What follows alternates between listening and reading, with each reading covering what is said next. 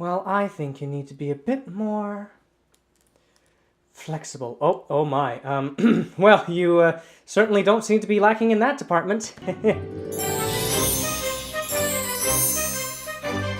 Hello, ladies and gentlemen, Mouseketeers and Infiniteers. It's your friend and host, Zorkatone, aka The Other Apprentice here, and welcome to today's video, where we will be taking a look at even more of the Disney Store exclusive Toybox action figure series line inspired by the now unfortunately defunct Disney Infinity video game.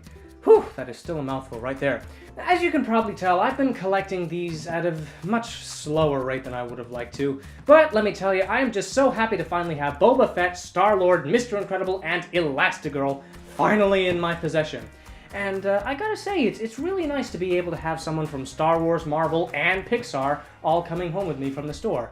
Again, I'd really like to see some Disney classics out there, but I'm still very thankful for what we've got. So why don't we just take a quick peek at the box art here. You can see Boba Fett looking very cool as always, with his nice 3D render right there on the side. And then you can see Darth Vader, Luke, and Boba Fett looking very nice and looking very cool on the back there. Over to Star-Lord, one of our newest and most anticipated Marvel figures, at least for me, since Infinity War just came out. Peter Quill still looking very cool, and he's still got his helmet on, so no Infinity renders of the Prat. Sorry, girls. But what you can see, and this was a delightful surprise to me, was on the back of the box, you can see that we are now expecting a Toybox action figure of Dr. Stephen Strange.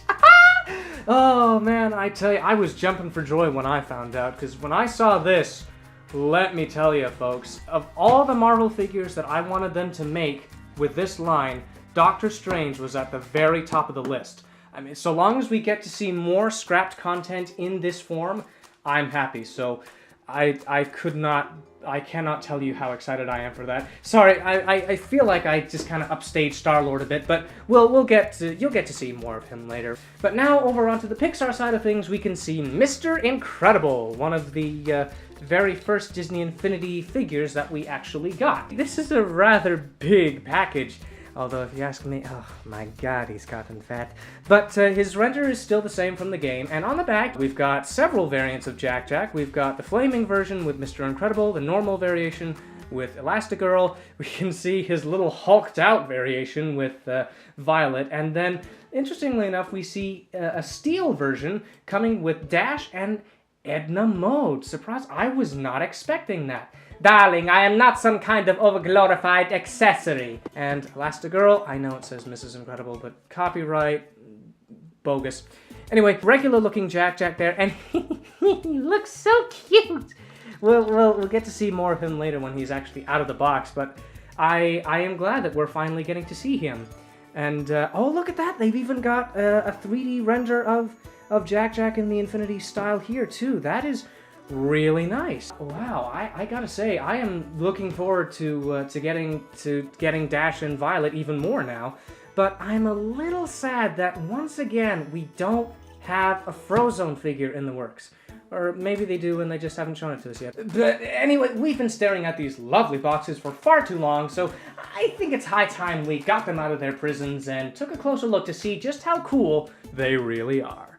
Okie dokie, and bada bing, bada box. They are free. Well, I mean, they're not free, they're out. I wish they were free. This whole series has taken a serious toll on my bank account, let me tell you. But here they are, the 4 newest additions to my collection. Aren't they delightful? Aren't they charming? I know I've said this previously, but I am so thankful for this series because as much as I love all the franchise represented, I just can't see myself going out to buy all the individual Star Wars action figures and the Marvel ones, and now all the new Incredibles merch. And don't get me wrong, I'm still kicking myself for not buying all the action figures when the first movie came out, and thankfully the sequel has given me a chance to rectify that mistake. It's still so much money, and as much as I'd love to collect them all, I am so happy that I can invest my money into one series that has all of these different franchises together in one style that I can put on my shelf and still have them look totally awesome. So thank you Disney Store for this, thank you Disney Infinity for existing and inspiring them to make this, but now enough of the jibber-jabber, let's get to the figures themselves, shall we? Let's start things off in a galaxy far, far away with Boba Fett, looking totally awesome, as you would probably have to, since, you know, being one of the coolest bounty hunters in the galaxy and all. Me, I'm more of a Cad Bane guy myself, but, you know, to each their own. I do recognize the fact that no Star Wars action figure series line is complete without Boba Fett, and so major kudos to the Infinity team for including him in the original game, and for making him comme ça for this particular series. You've got all the regular points of articulation, as you would in any other Toybox figure, so in the head, the shoulders, the elbows, the wrists, a pretty wide range in the wrists, can't talk today. Also in the torso, which is kind of loose on that figure, but you know, that's okay. Don't mind Boba getting a little twisty with it. Yeah, there you go. You can also, oops, sorry, Star-Lord, the one time someone dances and you fall over. You've still got some joints in the thighs, the knees, and in the ankles as well. You can still see a lot of the original details from the original figure made it onto this one, such as some of the insignias here and on the chest, as well as the bullet dent in the helmet, as well as the grates here, which you can barely see in the original figure. That's not an insult, by the way. And the rocket launcher, which still looks great. Unfortunately, it does not have any kind of firing action as those in the olden days would have, but it still looks fantastic. The little bit of cape here is made of a very flexible material. I don't think it's rubber, but it still moves very well without the danger of falling off. And the best part is it does not hinder any kind of movability in this arm here.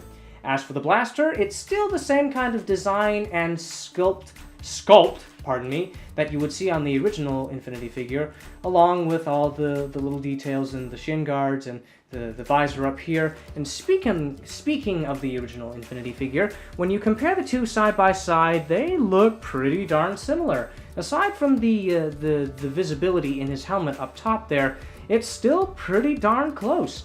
Now, I know a lot of people were complaining about the color scheme of this particular figure, mostly because the helmet is a lot more, it's a bit greener in the movies than it is on the figures, and I think on the Toybox one, it looks even grayer than it does on the Infinity figure here, but you know what? I'm not going to complain. You know why? It's Boba Fett! All he had to do was just stand there and look cool, and just because his helmet's a little gray doesn't make him any less cool than he originally was, so you know what? I'm not going to complain.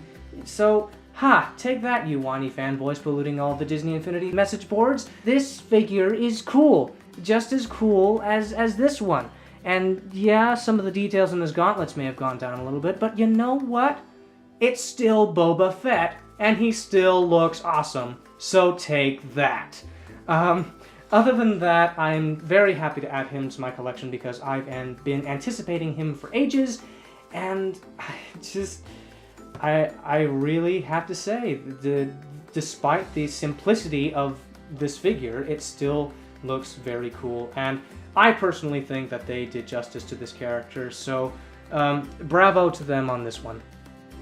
Next up on the Marvel side of things, we have Peter Quill, aka Star-Lord, Legendary Outlaw. They had him in a pretty cool pose in the box, and I'm feeling pretty bad for making him go into a neutral pose here, just because I'm kind of worried he won't be able to stand up properly. But they all stand up very well, by the way, so don't let my shaky hand and table let that hinder you. You can see that he's got all the regular articulation points in all the right places. Yeah, let's get some... sorry. He's got some rotation in his head, his shoulders, elbows, wrists, torso, thighs, knees, and ankles. And he does come with his two signature blasters, which you can detach and hook them right there, although I probably am not doing that correctly. So, oh, there you go. All right, and they stay perfectly on that, and he holds them, he grips them pretty well. I know I've seen some other people say that some of the other figures don't hold their props very well, but he and Boba Fett seem to have a pretty solid grip on their guns, so I like that. One thing Infinity fans are bound to notice is that this Toybox action figure has him with his short coat that we see in Guardians of the Galaxy Volume 2, whereas this one has the longer variant that we see at the beginning of the first movie. And I have to say, I'm glad they went with the short coat version here, because I think as great as the long coat would have looked, the tail of the coat itself might have hindered some movement in the lower legs here. So, and plus, it's great to see what the Infinity version of the shorter coat looked like. I don't actually know why there is a little hole in the back here. I don't think I forgot to take any accessories out of the box, but it would have been cool if we had gotten some kind of like say something like this, or maybe a jetpack or something. I don't know.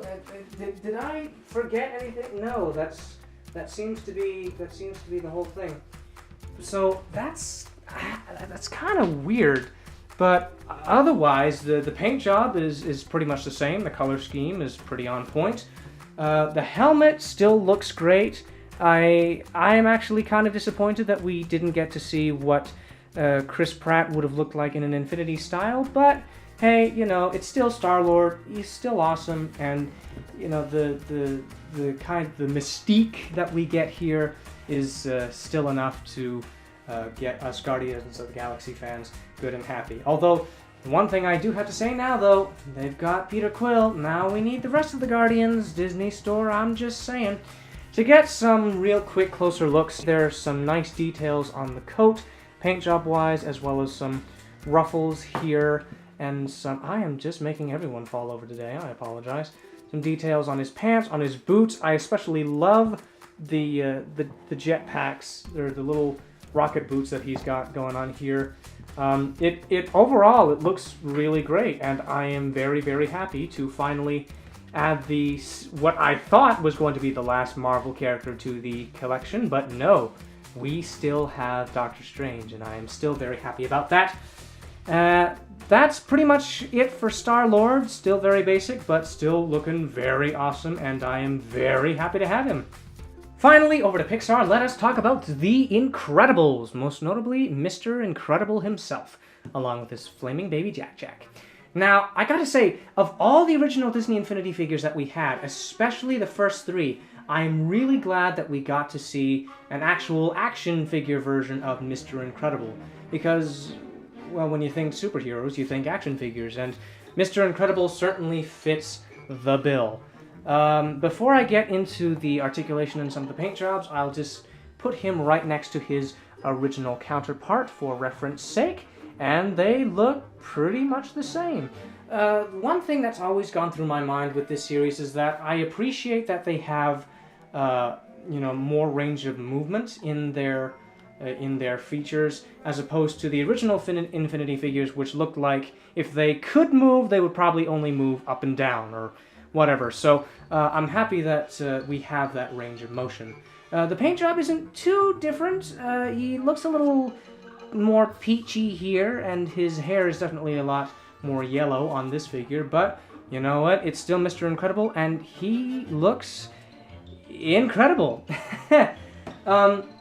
The build and body shape is still very much the same, and no, I'm kidding, he's not that fat. He's still got some rippling pectorals up here. I probably did not use that correctly, but he looks good. He's got a great range of motion in his head, and the shoulders, and the elbows, and the wrists, and the torso, and the thighs, and the knees, and the ankles. You've heard all that before, but yes, he does not deviate from the point of these figures, actually. So that is good. Now, I'm just a little concerned about if you were going to try and pose him like his original Infinity pose, would the weight be a problem? And the answer is no. I'd say it's pretty close. And he still stands up very, very well.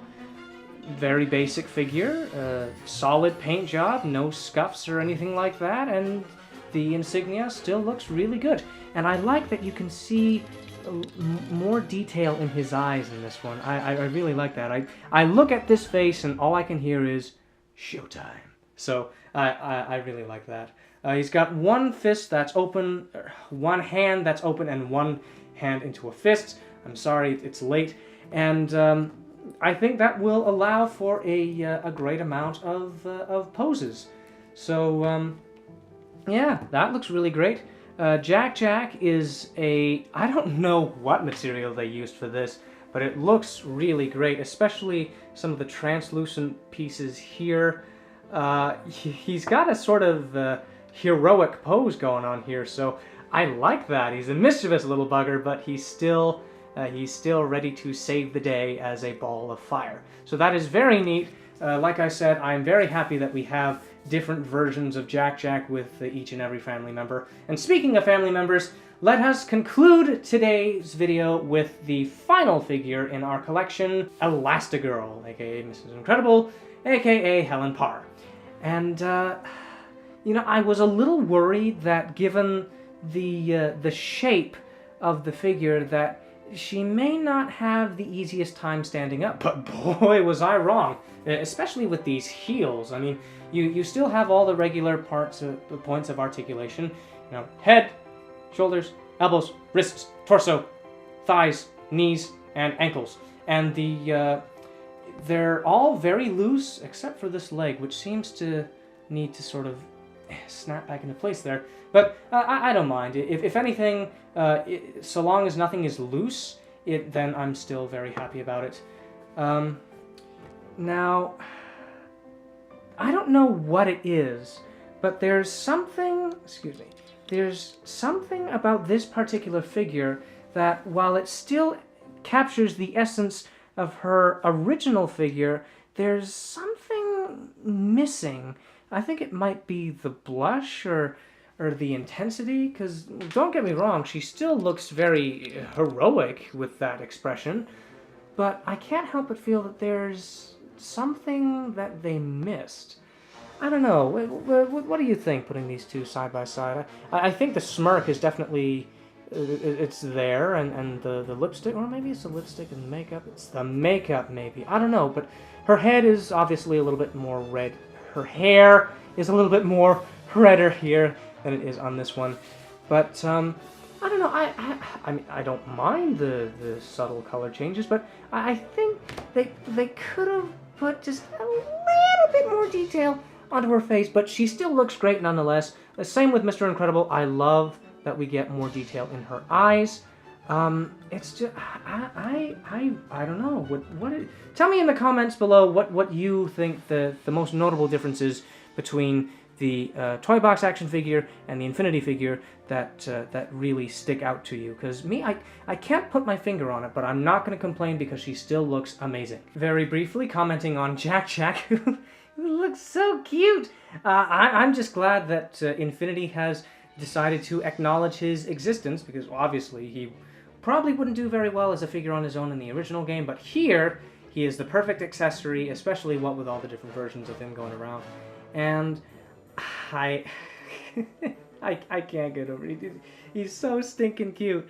I mean, you still have very much of the angular style of both the movie and Infinity, which is great, which is a lot of care to put into such a tiny little figure.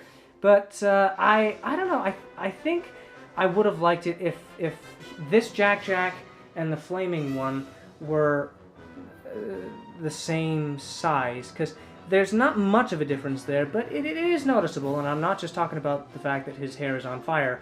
I'm talking about the base piece and everything else, because it doesn't look inconsistent, but it does kind of, I don't know, just seeing the size difference side by side, I know you can't really see that, it does kind of stick out to me.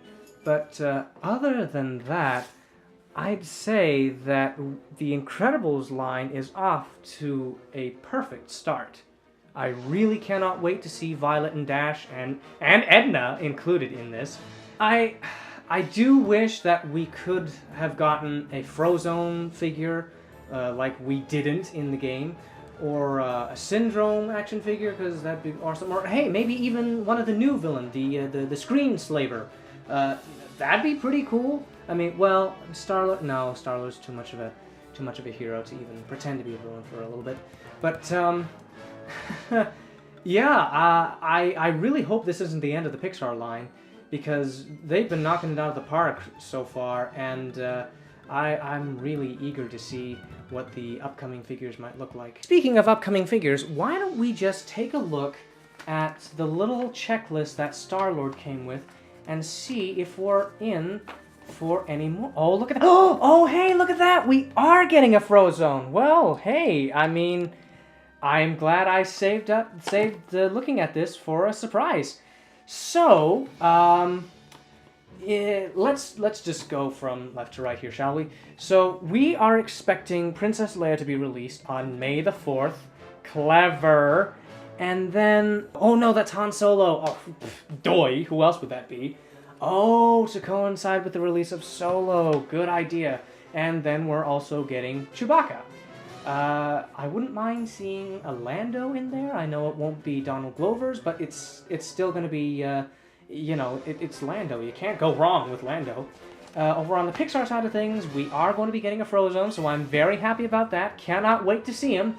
And then for Marvel, now this one is going to befuddle me because we are getting Doctor Strange, which I am delighted for, and we're also going to be getting Ant-Man, but then if we are getting the Wasp, I'm wondering if this is going to be Janet Van Dyne or Hope Van Dyne. Either way, it's going to be interesting because I know we did get to see the Wasp as an NPC in the Marvel Superheroes playsets, but I'm interested to see which version they go for this particular line. I wouldn't mind eventually seeing Thanos, like we originally promised in the game, or Spider-Gwen, but I am very happy to see that they are clearly not slowing down with the amount of toys that they're going to be making, so I hope that there are going to be many more to come, and that when these new figures do come, that we will be treated to a look into what we can expect for the future.